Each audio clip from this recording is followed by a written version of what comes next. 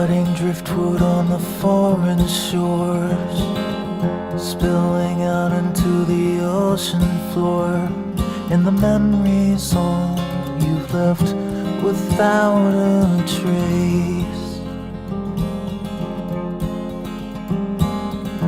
Paralyzed with the thoughts receding, current sweeps you with the silent bleeding through the heart into the darkest place.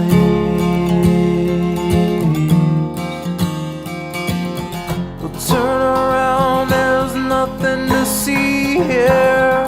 Run away, no reason to be here. It's the ghost who never goes away.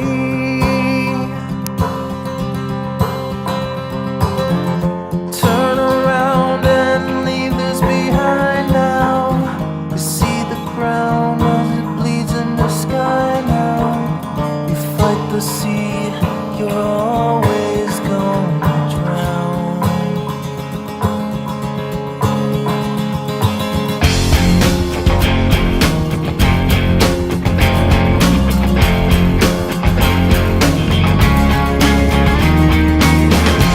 All the secrets that you're holding, all the memories you hide, all the frail thoughts that echo in the corners of your mind, they won't even last a moment, they will soon be swept away when the ocean takes you in its arms and carries you away. You carry all your burdens on the cross around your neck. You take whatever's left that you could salvage from the wreck, and the hard past will follow you like a lost dog on the beach, nipping at your trail till you've drifted out of reach. Yeah, turn around, there's nothing to see here. Run away, no reason to be here. It's the ghost who never goes away.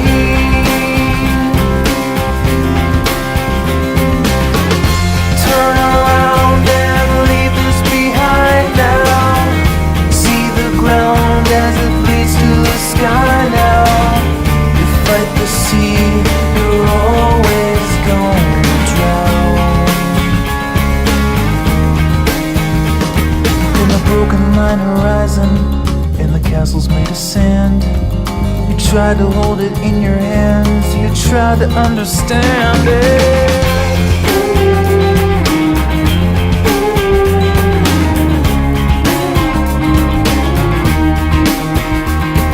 The ocean asks the questions, and it holds the answers too. It dissolves away the lies about the things you thought you knew.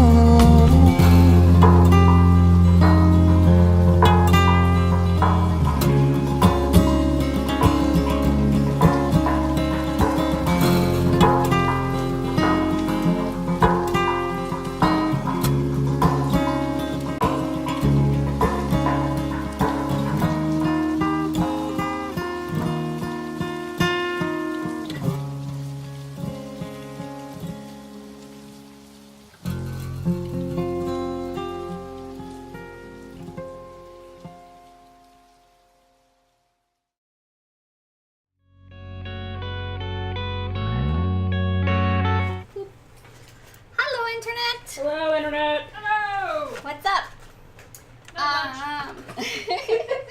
Thanks, Internet. So, hi. This week is the I Hope You Like Andy's Face week. Cause I are your host for DM Chats tonight, and I will be running 2 games this weekend. So on Saturday at 2 p.m. Eastern Standard Time, we are going to be running Steam Forged and First Animal Adventurers thing. So it's Dungeons and Doggos. I think it's technically Dungeons and Doggies, but we keep saying Dungeons and Doggos. Because it's easier? Because it's cuter.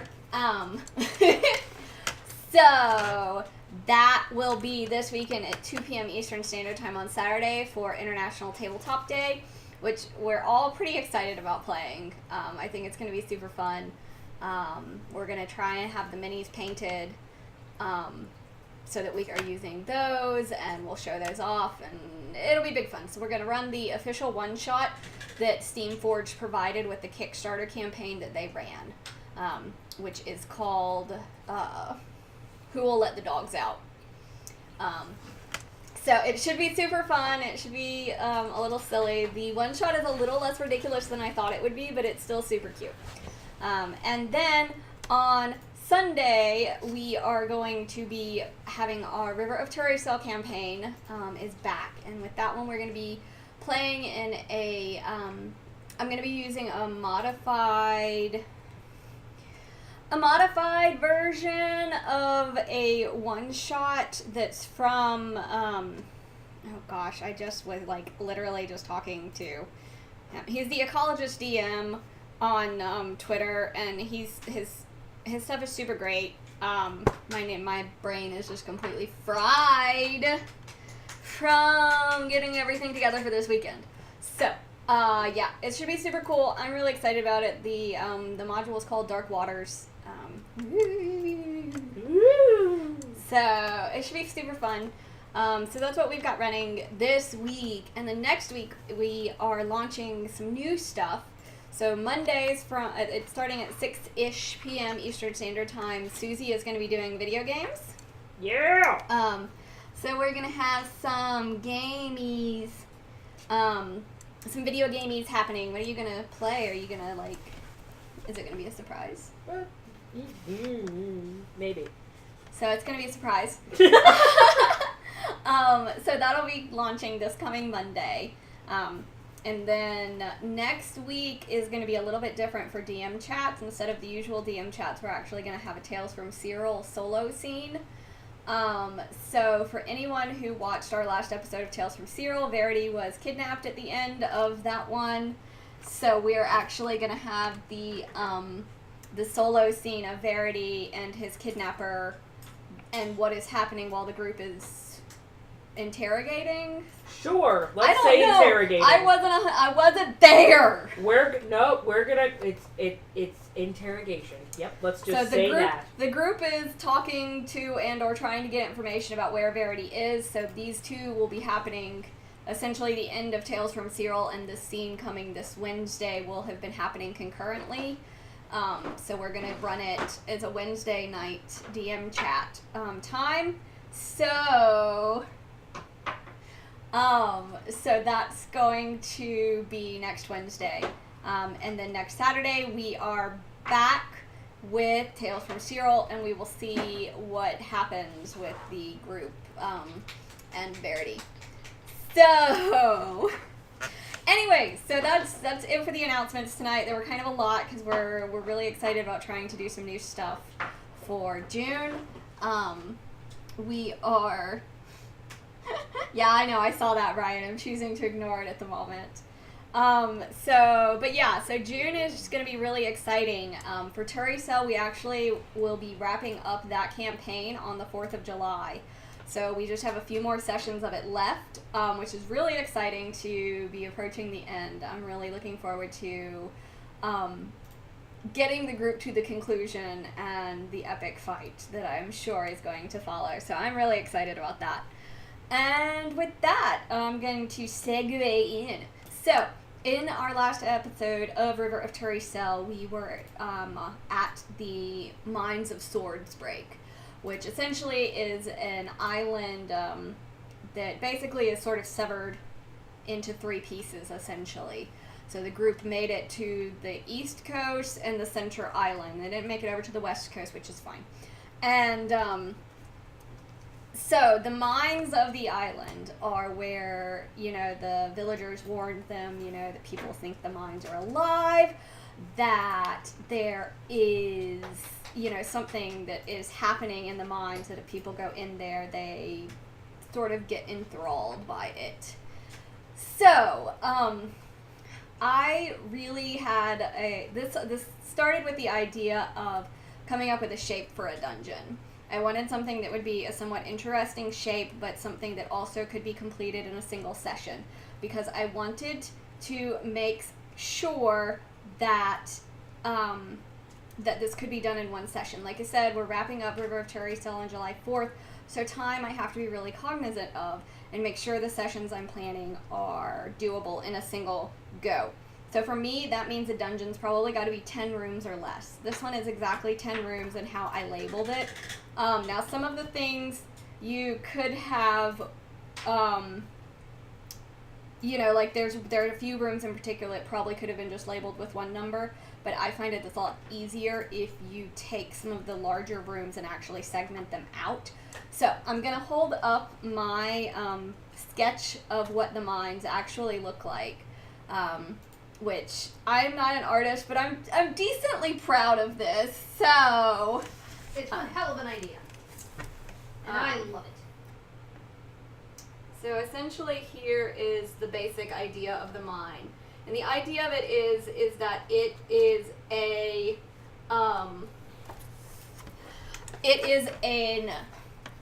essentially this is a slain god. This is a dead god, and its body has rotted away, leaving these empty cavities from where its flesh and muscles once were. The bones are sort of still there, which is the white porous stone that the group kept uncovering and kind of side-eyeing. And then we also have the swords piecing through, the swords that slayed the god are essentially still piercing through it, and they are still sort of tainted with the blood of a god, essentially. So something, if for anybody who's been watching Terry Cell for a little while, you may have picked up. I don't know that the group has, so Susie and Carolyn, you don't know this. Okay, I'll plug my ears and sing really loudly. Is that how this works? Please don't. Okay. But so the pieces of the god Azel that they have been discovering, all of them have been discovered by giant skeletons. So we had the first one in Ashbury where they had the giant skeletal ribcage cave system that they went through. So it's sort of a thing. So I wanted to continue with that theme as we were going into Swords Break. So I wanted to make sure that we had that's kind of a idea. So from there, what I did was try and, like I said, break it down room by room. And so there are 10 rooms, and so essentially every room I wrote out a description, what things were in the room, and if there were any enemies. And I tried to scale and do some of the DCs for what people could do, but those are frequently done on the fly because I'm not always sure what people are going to do. Sometimes, the monk wants to climb up the walls and look at something. Sometimes the druid turns into an animal that I wasn't expecting. There are all these contingencies. And so I try to not really do those out too much beforehand. Only as a basic idea, I sort of write notes to myself. So like in room 1, let's see, I wrote out a perception check will reveal some miner's gloves, some broken pickaxes, and if they got high enough on their perception check, they could notice that it looked like acid had sort of corroded some of these pickaxes. And that was to try and give the players a hint that there was something dangerous in here, which is the kind of black ichorish liquid that is dripping from the swords, which is acidic, and it's kind of disappointing because in the one room where it really, really, really would have made an impact, I forgot to lay them out on the battlefield. But there were swords in basically all of the rooms that the players were going to have to avoid to try and get in advantageous positions for combat. And so it was really fun coming up with how these swords intersect, how they interact with the world, and what happened. So essentially, this creature, this slain god, is a memory eater. Essentially, is what has happened here. So the people who enter the mind are compelled. This creature has a lot of telekinetic abilities. It can impersonate people to lure loved ones, which is what happened with Thor. That was not Thor that was speaking to them the entire time in the caves. That was the creature. You bastard! Luring them closer and trying to drive them on in a hurry. And so... Quick, die faster. Okay! Well, it's more don't take rests so that you've expended your energy before you get here. But this god is also starving, essentially, because the people of the village are no longer coming. So it's starting to try and reach out stronger and stronger. Which is why in this village there are, people in Turricell in general don't remember things, but this village in particular was beset very hard by that, and that is because of the memory-eating god that they essentially are camping beside. Hey guys, you want to camp at this spot? Sure, I don't remember why. Alright. Cool! Seems legit. Yeah, sounds right. So that was the sort of the genesis of the idea of this dungeon. Now, for a dungeon, I like to have dungeons that basically only have one solution. I don't like to come up with 15 different solutions. I try and simplify my work. And I know there are other people I know who kind of build dungeons as they go. They'll roll, okay, well, we're going to roll a d4. Okay, the room it's a square room. It has 4 sides. How many doors? It has 5 doors in the room. And they go and they build them based on dice rolls.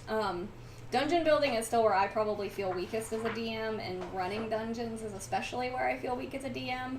So I wasn't really comfortable trying to do that. And so for me, I wanted something that had basically a single path. There's only one real pathway that you can go. There's one offshoot that the players could have gone up and gotten some healing potions and things in that room, but they didn't. They found the trail really easily, so they continued on, urged by the panicked Thor voice talking to them. So, yeah, but generally speaking, there's only one path. You essentially just go through the numbers of the room. And I wanted to have different challenges. So there's a section of the dungeon where you have to crawl, where the players had to make saves to try and avoid being, dripped on by acid or crawling in acid when they're in an incredibly confined space. Because I wanted them to have different challenges and different things to do. So, they had the bridge over the acid pit that they had to run across, which they had the great plan of, man, go monk, go. Oh, dang, we should have sent a rope with the monk. We are bad at planning. Oops. Which was hilarious to actually... We are bad at planning. To actually see happen. But yeah, it was... What I wanted with this dungeon was I wanted to be able to make a dungeon that had all of this lore and had all of this stuff in it, that whether the players found it or not, it didn't really matter. The players didn't discover what god this was, or, that necessarily what it was doing, but it wasn't relevant to the story. It wasn't something that they needed to dig into. So it was kind of just extra fun for me to get to do, because that's the kind of stuff I enjoy. Because I think as a DM, it's important to remember that you should enjoy your games too, so you should do stuff that you like in them too. Pro tip. DM pro tip. Now, DM is a player too. For the enemies in there, I basically went with the Durgar for most of the enemies that were encountered. And these were really fun. This is a dwarven village, so it kind of made sense to have this sort of underdark, cursed-ish Durgar as the primary enemies that showed up here. And these were basically the memory-eaten dwarves, the dwarves who have no memory but this place now. And so they only serve this creature. And so it was really fun to build those different encounters and to try and come up with areas that the players would be in challenging locations, because I think that's one of the fun parts of combat, is to give the players difficult terrain, to give them strange things that they have to work with and figure out how to handle. It's really fun, I think, to have all of those different things that players have to sort of figure out how to do. And so I wanted to have these acid swords in the sky, essentially. So it was super fun to drip acid on everybody all the time. They did better at avoiding it than I thought they would. And I tried to not make it like horrendous damage, because I am like a complete cinnamon bun DM. I have a really hard time actually being really mean to my players. Mm-hmm. So,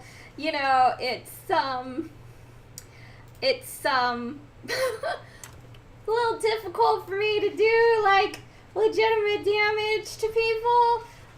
So I think the acid was primarily, like, 1d4. Like I said, I'm a squish. Hi, Asmodine! Hello! And so when we got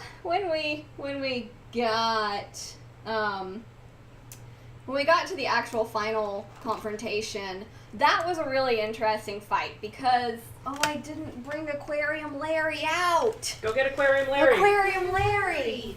I don't know where he is, actually. So when we decided, when I decided that I wanted to do this dungeon, I really like playing around with like building dungeons out, and so I wanted to have something physically there for them to fight. And so if you're like me and you are, just looking to build dungeons, so what you do is you go to your skull collection and you try and find one that works for what you want. I forgot that. I forgot. I genuinely forgot about this. We had Jenkins was one option. He was my first option. Jenkins is like my favorite of my skulls from my skull collection. The rest of them are in my closet in my bedroom, so I'm not going to go and get the rest of them, so you're just going to have to deal with Jenkins and Aquarium Larry. But Aquarium Larry was perfect because I wanted a skull that I could shove something through. And That's not the understanding has been said. It's not, honestly. It really isn't. And so I got Aquarium Larry, and then I found a pin. Yeah, I'm really a creepy gal at heart, Asmodine. I guess Verity doesn't come across with it. No. But no, don't be concerned. What are you, just your friendly neighborhood psychopath? Yeah. But yeah, so then I found a pin that's actually shaped like a feather.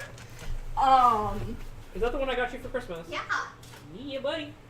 So I found a pin shaped like a feather, and I was like, that looks like that would fit, and so I shoved it through Aquarium Larry, and then I decided that I wanted to make it shiny, so I wrapped a bunch of stuff in aluminum foil.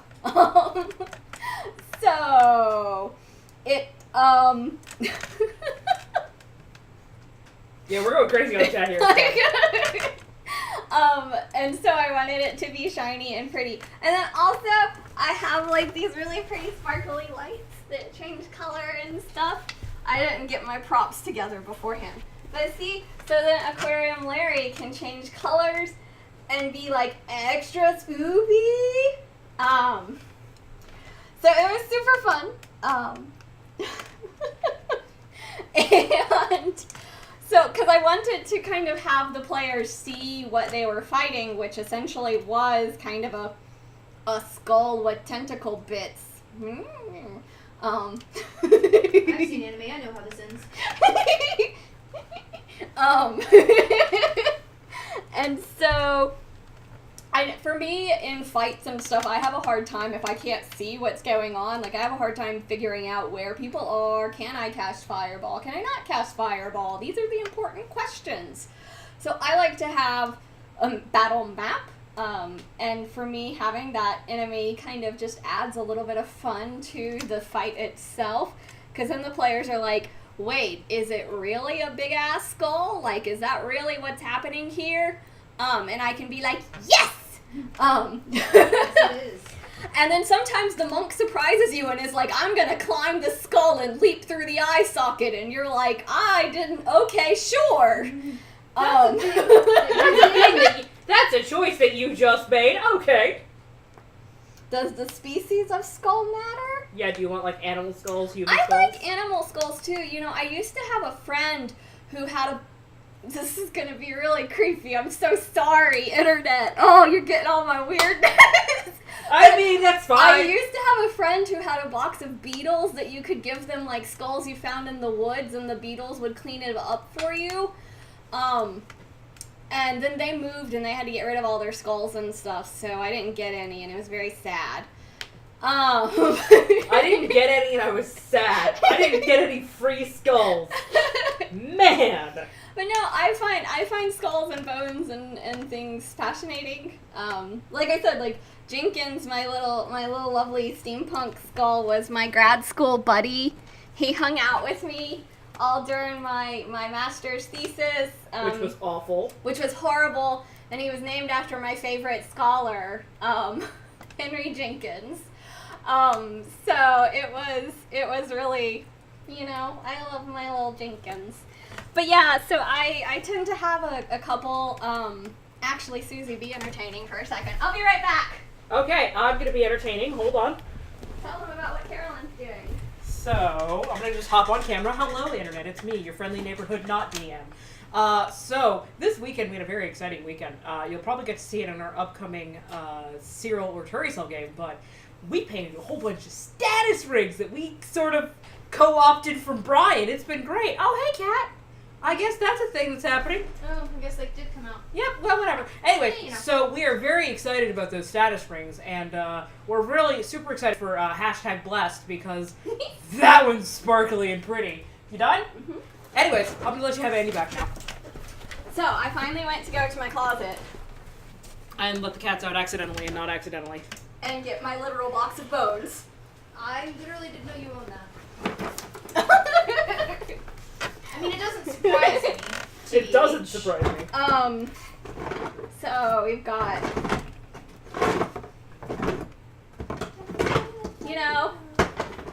this one doesn't have a name yet. Oh, I need that. I don't. I love how you're like, oh, I need that! Well, you guys are getting the hand next. Here, let me pet the cat real quick. Oh, she hates that. Hi, Lala. I see you. But yeah. You got the cat with the skeletal hand. Oh man, she hates that. I wonder why. But yeah, so yeah, like one of the coolest parts of my job was I got to go to a human skeleton class and watch them learn how to articulate teeth in a skull. So that was pretty cool. I'm completely derailed. That's what happens when I start talking about skulls and bones and creepy stuff. So yeah, that's my box of bones, which may or may not make an appearance. It's made plenty of appearances throughout this game. It's only really made like 3. It's basically made them when you guys have gotten stuff. In the dungeons, yep. In the dungeons, so it's, yep. Hi! Hi! New people, hi! I'm so sorry if you walked in on the box of bones. It's very, That was completely unrelated to this topic, yet also related to this topic. I might have to bust out the bones if we're playing the doggy game, because I feel like the good boys and good girls deserve little bones for nommins. I mean, considering that I think the wizard actually carries a bone on their satchel. I fucking see you, cat. No, The cat's trying to get into the pizza. We're falling apart here, man. We're falling apart. We were never together. Let's be honest. Let's be honest. Our duct tape is showing. Yep. There's a bone that is the handle to the dagger on one doggo. Oh boy, bones on the dog. I think the rules okay, depending on the rules. I tend to view the rules a lot as guidelines in some ways. They're more like guidelines. Because players do all sorts of stuff that the books never actually give you a rule for. What's the DC for climbing what's a skull? What's the DC for climbing a giant skull and shoving myself into its gelatin innards behind the eye socket? These are not questions that the book can answer for you. What's the DC to escape from gelatin innards again? Your guess is as good as mine. You done? Oh no, I'm not. I'm completely ruined. I'm ruined. Ruined. Aww. Thanks for subscribing. A new subscriber? No, it's also Asmodee. But we're I mean, yay! Still exciting. Oh, yay, it worked too. But yeah, so enemy. The enemy for the dungeon. So I'm still not super confident in building my own monsters. So what I sort of tend to do is either steal this. I basically pretend I'm the English language, and I take the stats from a monster that I like, and I smoosh it together with the stuff from the other monster, and then I pretend it was always all together like that. Question. Warlocks always have a sugar daddy or something like that. But what beings provide such power? Are there limitations? Oh man, let's talk about Grandma, shall we? Let's completely derail and talk about Grandma and So Ophelia. Warlocks are really interesting, and I think they give a lot of opportunity for the DM and the player to kind of stretch their imaginations and what they want to do. So I play a Warlock in Tales from Cyril, our other campaign, and he has made a deal with an Archfey, but it is a kind of like a shitty Archfey. He's not really. Basically, it's a teenager who snuck out and accidentally got a patron when he shouldn't have because he didn't have permission. Carolyn's like, that is not at all what Puck is. You got a warlock. Patron is the person who provides the power. Whatever.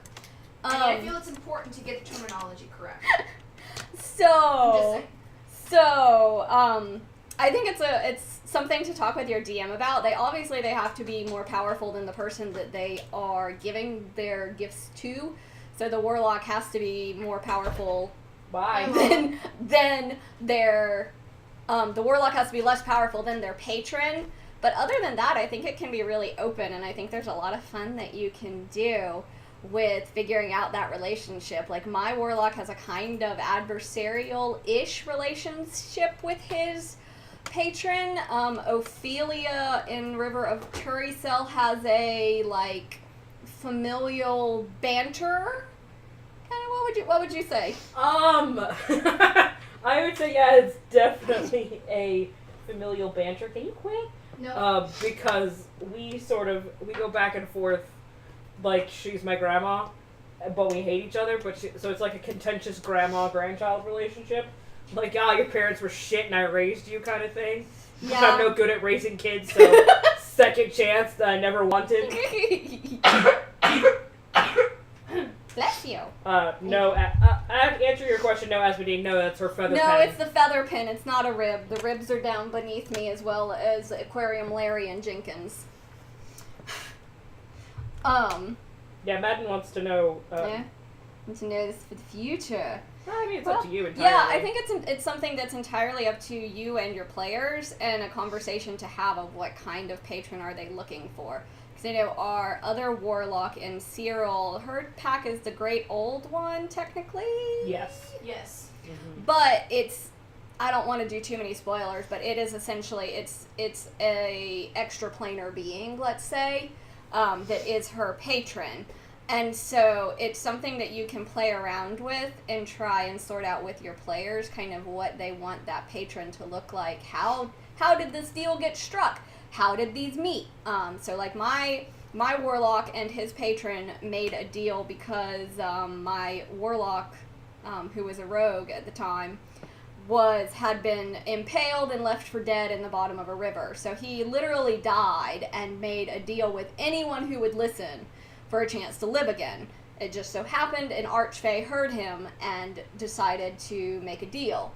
And that's how this particular warlock got his powers. The way that our other warlock got her powers is completely different. It involved a lot of research, a lot of reading, a lot of meditating, and, that sort of thing. Wait, which other warlock? We only have our other warlock in Cyril. Oh. So it's something that I think it really gives an opportunity for the player and the DM. I was like, excuse me, I did no research on this. Ophelia did nothing. Ophelia's not smart. But there also are a lot of really interesting, on the DM's Guild, there are a lot of really interesting builds that people have made of kind of cool warlock agreements. Like the one that sort of Ophelia in Turricell is based off of is one that I found on DM's Guild, which I think was like called the Lady of Wolves, maybe. It's been a long time. It's been a minute. It's been a minute. But it's really a cool opportunity for you to get a chance to bring that in from a role-playing perspective or a story perspective. Because, like, right now in Cyril, our characters are in the Feywild because Verity had to complete a quest for his patron. So, yeah, one of your players made a deal with the demon. The demon said, "You will have all my powers, but I will sleep deep down in your soul. But if you ever feel love, we'll kill you." Oh, I love it! I love it so much! Oh, yes! Yes! I love tragic nonsense like that. That's right up her alley. Hence why my character currently is sort of kidnapped by his ex-partner. You have to put that in quotation marks. It's complicated. Kidnapped. It's complicated. There's quotation marks around that. But yeah, I think that's awesome. That's an awesome opportunity for a warlock and their patron to have that kind of relationship and to have that tension. Just make sure you read up on, Yeah, so like for mine, my warlock has something similar-ish in that my warlock Verity is, he was and is a con artist at heart. He worked as a barker for a traveling sideshow. He lies all the time. And so when the Archfey made this deal with him, it was if you lie, the wounds that kill you will open back up. So anytime Verity lies, his wounds open back up and he takes a pretty significant chunk of damage. And so that kind of has forced my hand in a lot of role-playing situations where I have to decide between is my character going to take damage and also be really apparent that he's lying, or am I going to try and figure out a way to skirt the truth. And right now Verity has started to get pretty good at skirting the truth. He's still not great at it and occasionally has moments where he, fucks up and takes a lot of damage for it. But I think that that's one of the great things about warlocks particularly, because if you have this really powerful being who is making a deal with some, weaker creature, I feel like they probably are going to have stipulations to that, especially creatures like demons or archfey, beings that are known for being kind of sneaky, kind of tricky, kind of, you can't really trust exactly what they say, but they aren't necessarily lying to you. So I think that's really interesting. I think that's really cool.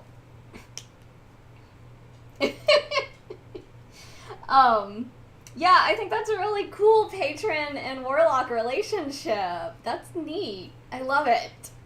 Hush, cat. The cats are out and are not happy about it. For some fucking They reason. want food is what they're whining about. Oh. But yeah, so Aquarium Larry was a mashup of the Elder Ooblex and a corpse flower, by the way.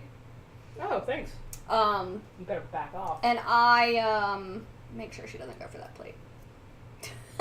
Leave that plate immediately. Leave that plate immediately. And I actually, I really did not play this creature up to its full potential, because No, like you I didn't. said, I absolutely could have just crushed the party. And You could have. they took a lot of damage anyways. I think Fox took, 40-something in one hit?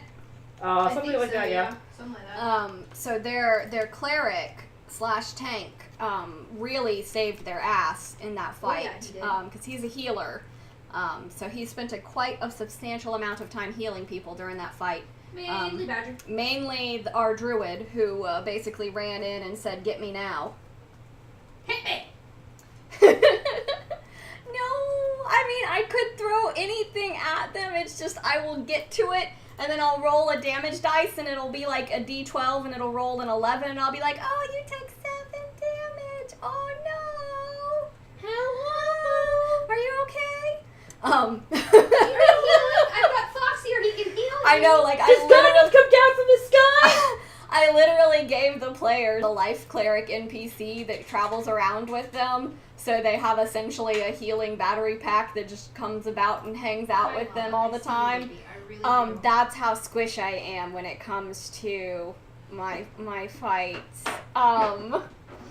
Yeah, he really is. Fox is absolutely a heal bot. He is a life cleric. He is all about dim heals. And I thank him so much. He doesn't really do a lot combat-wise because for me as a DM, I don't want to take away the victory from the players. I want them to earn that victory, so to speak. So I try to, but you know, Fox is an NPC who has his own agenda. I don't know, that sounds nefarious, but he has his own reasons for being with the party. He's got his own things that he's up to as well.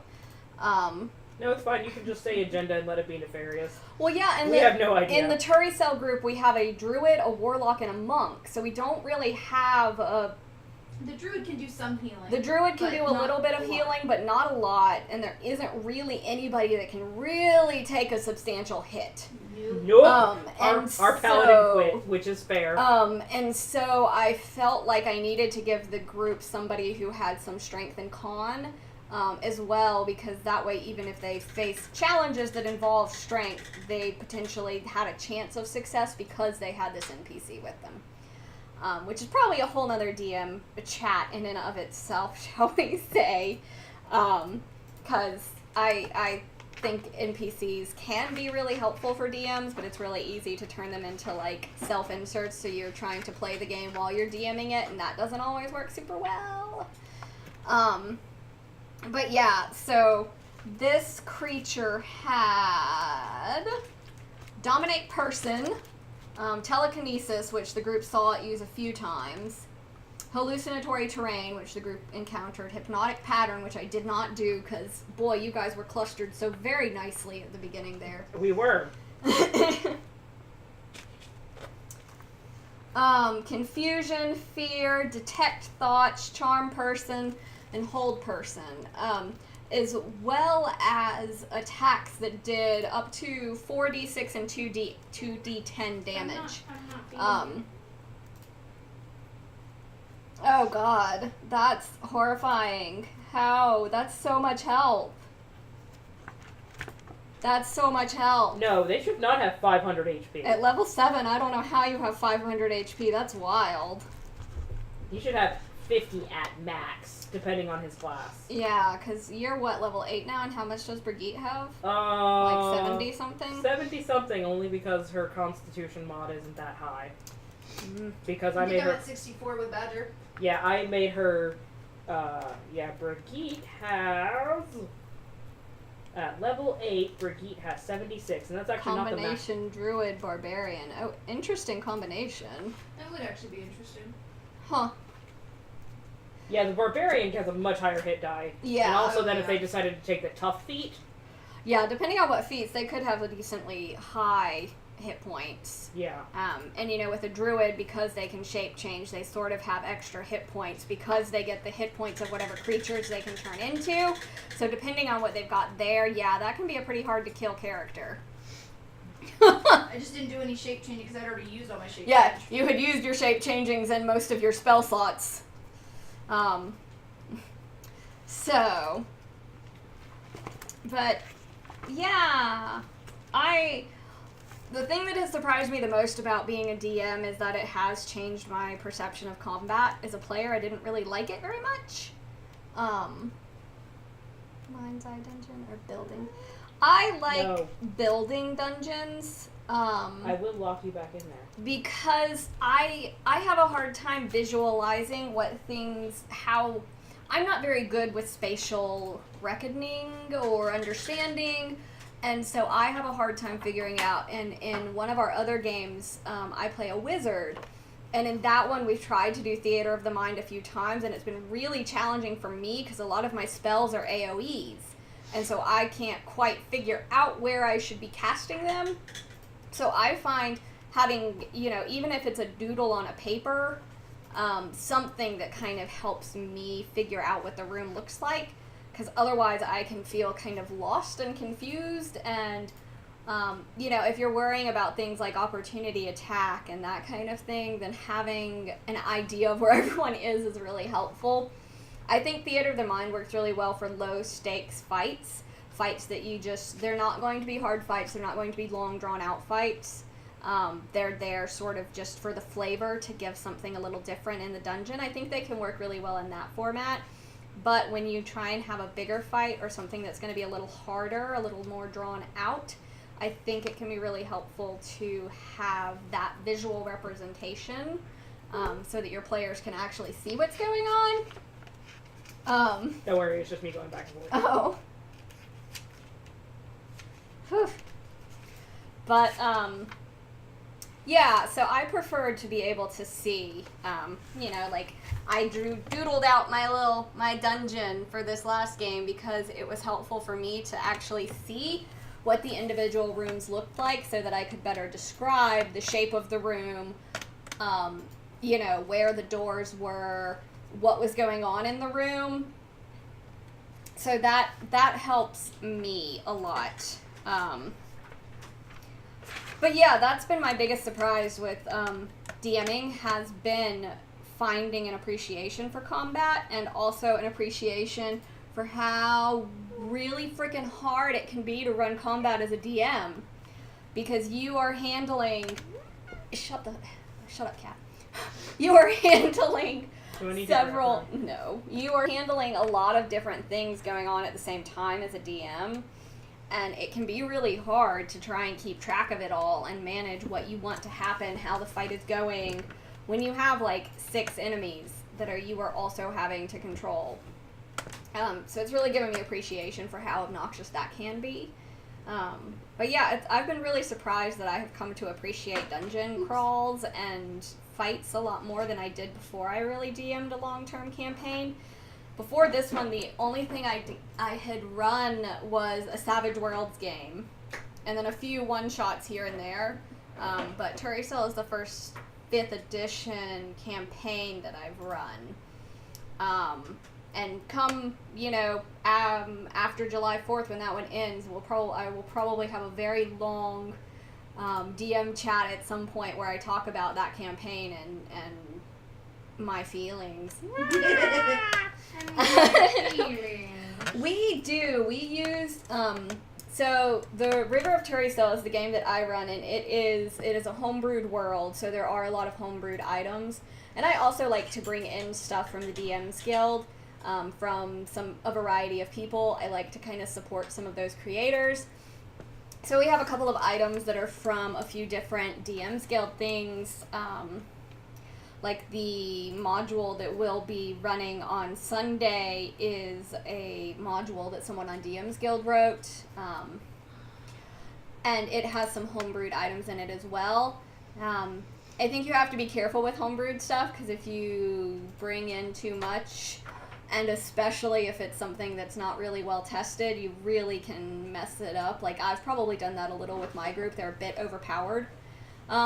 At this point, I've given them way too many magic items because I was like, this is cool! This is cool! And now I have regrets. No regrets? No regrets! But yeah, I like some of the homebrewed items because I think they can be really fun and they can add a little bit of newness to it, especially when you have players that have played a lot. I like to bring in homebrewed stuff or mishmash stuff so that they don't know what to expect. Because we have a lot of players who have played D&D for like ever, and so you know. I wouldn't say ever. Well, they've played it long enough that you start describing an enemy and they immediately know what it is and know what it does, or you start describing an item and they know what it is and what it does. And so I like to kind of keep some players on their toes by adding in things that it's not exactly what it seems like it could be. Keep the air of mystery alive. Because I think that makes it a little more fun for people too. But that's something that I think is a conversation to have with your group, and for your group to also understand that homebrewed stuff sometimes means you're going to have to change it after the fact. And for some groups that works, and some groups it doesn't. So that's a conversation with your group to have. It sounds like your group is really familiar with the rules and knows how to push the boundaries of what the rules can make possible. So homebrewed could be a fun way to add in something different, or potentially to blow everything up. It's kind of a wild card. That's the hard part with D&D, is there's never really like a one solid answer for everybody. There's what works for that particular group. Like what works in our River of Turricell game probably would not fly in our Tales from Cyril game, because they're two different groups of players. So it's really it's really fun to kind of try and figure that out, and use those communication skills. Yeah.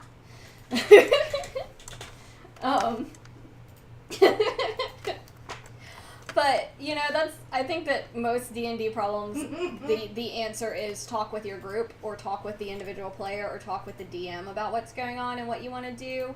Because my favorite part of D&D is the kind of, like, the stuff you were talking about, where you've got, like, this really neat pact with a devil that means if you fall in love, you'll die. It's that kind of stuff for me is what makes D&D so fun and so interesting to play. It's the little role play bits and the little pieces of the world that you get a taste of. So it's fun.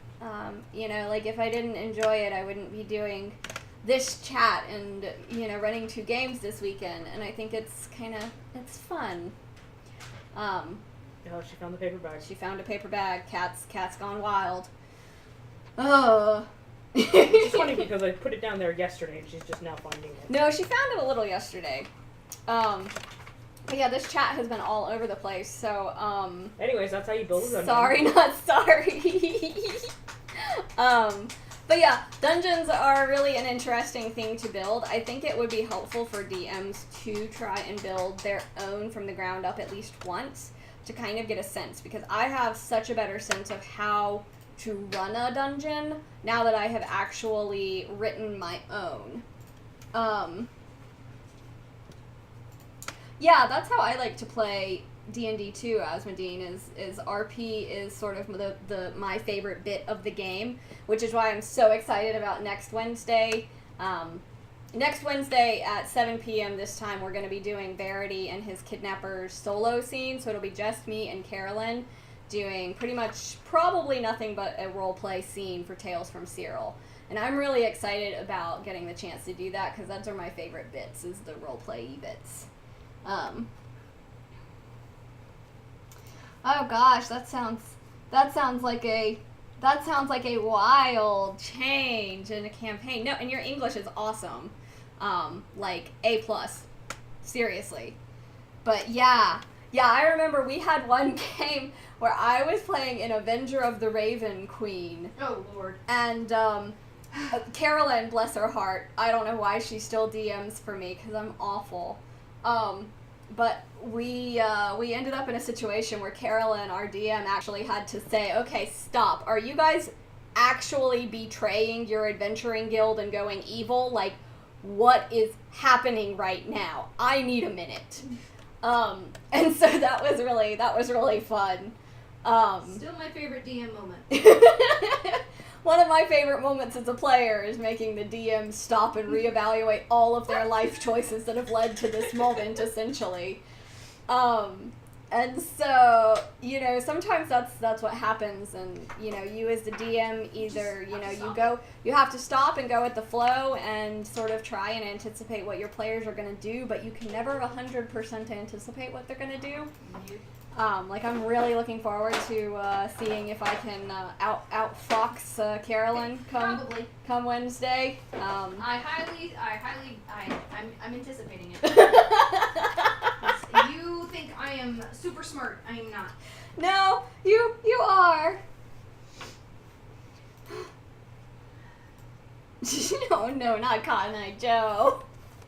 Oh. Yeah, it is interesting to try and, figure out what your players are going to do and what way they're going to go, and, the good and evil ideas within the fantasy world are so different from place to place, and it's just really interesting. I just really love D&D a lot, because you can do so much with it, and you can have fun with your friends. Now I'm getting sappy. But yeah, I do think as a DM it's helpful to build dungeons, to sort of a little bit on topic. and it really was an interesting experience to then see the players run through it and really fully get that sense of, okay, I didn't think that anyone would do, sure, okay, and kind of try and figure out how to run with the punches. Because I love it when my players manage to outthink me and figure out something or do something that I haven't anticipated. Like, I love that moment. I love doing it as a player. So, I love it. I kind of love when it happens to me, too. So, my player's going, I'm going to scale the skull and climb into it. Like, I was like, okay, that's brilliant! Like, that makes perfect sense. Why didn't I think of that as an option? Oh my gosh. Or even like, I did it to myself, which was a weird sensation in the final fight. Because we had Badger, our druid, suspended about 30 feet above an acid pit. And it was the aforementioned Healbot cleric. It was his turn. And so I was trying to figure out what he would do to try and mitigate the damage for her. And I was looking through his spell list and suddenly realized that Create Water could really dilute some acid. And I kind of, was surprised at myself for sort of sabotaging my own plan, in a way. So, yeah. Yeah, it's always really interesting. You always know that you're about to have either a really good time or a really bad time when the DM is like, you can. Are you sure you want to do that? Those are some of the keywords for DMs. What's the marching order? Were you guys being quiet while you were doing this? Those sorts of questions that kind of make the players go, yeah, we totally have been sneaking this whole time. Because, yeah. The DM should just not ask those questions and be like, alright, you guys get a time. So it's really fun, and it's really interesting to get to see people, how people's creativity manifests itself in different ways. People come up with, like, our cleric in Cyril, when he banished the building that was attacking us, that was amazing. It wasn't even something I realized or thought was even a possible option. And, boom. Problem solved.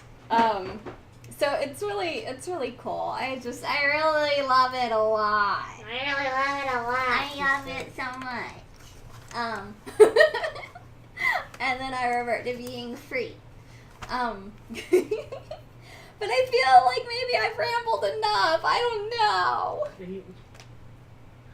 Oh my god, the dragon died instantly. We were not supposed to kill this time. Yeah, exactly. Like, the very first, this is Carolyn and Susie have heard the story a bajillion times and probably hate it, but I still love it. The very first ever D&D game I played in, Carolyn, also my DM at the time, which is probably the moment she realized she had made a poor decision, is that, well, first off, we were going into an acid cave, which I didn't know because I didn't ask, because I didn't know to ask.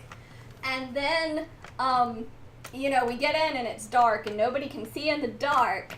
And so I was like, well, I'm just going to strip off my character's clothes and light them on fire on a stick and run through the cave.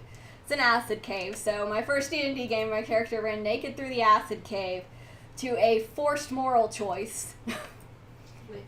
Which I broke.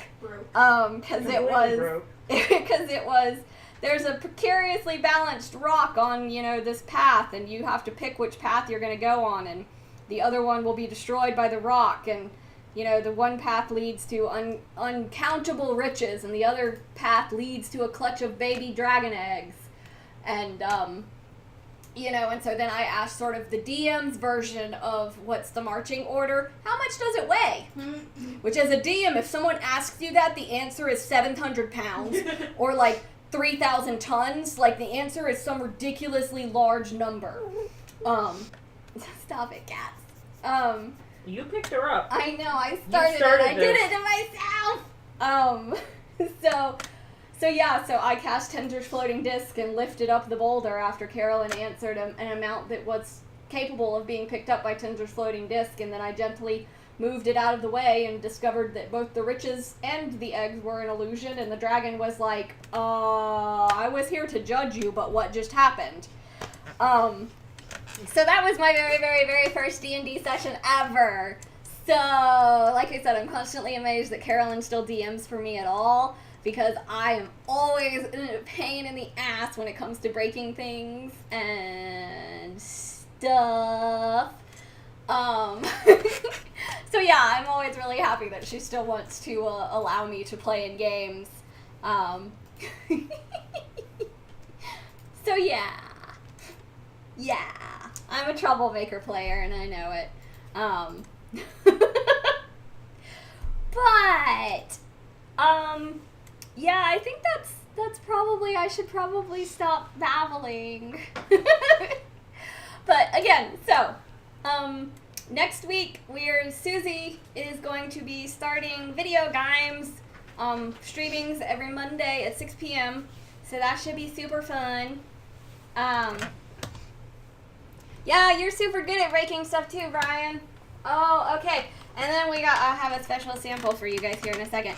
So, yeah, next week we're starting Monday at 6 p.m. Eastern Standard Time with Susie in video games. Woot woot! And then on Wednesday, not tomorrow, Jesus. Next Wednesday, we will be having a solo Tales from Cyril scene, which will be Carolyn and I playing as Verity and his kidnapper. So I will not be involved in that. So that'll be an interesting scene for people to enjoy. Or not. Yeah.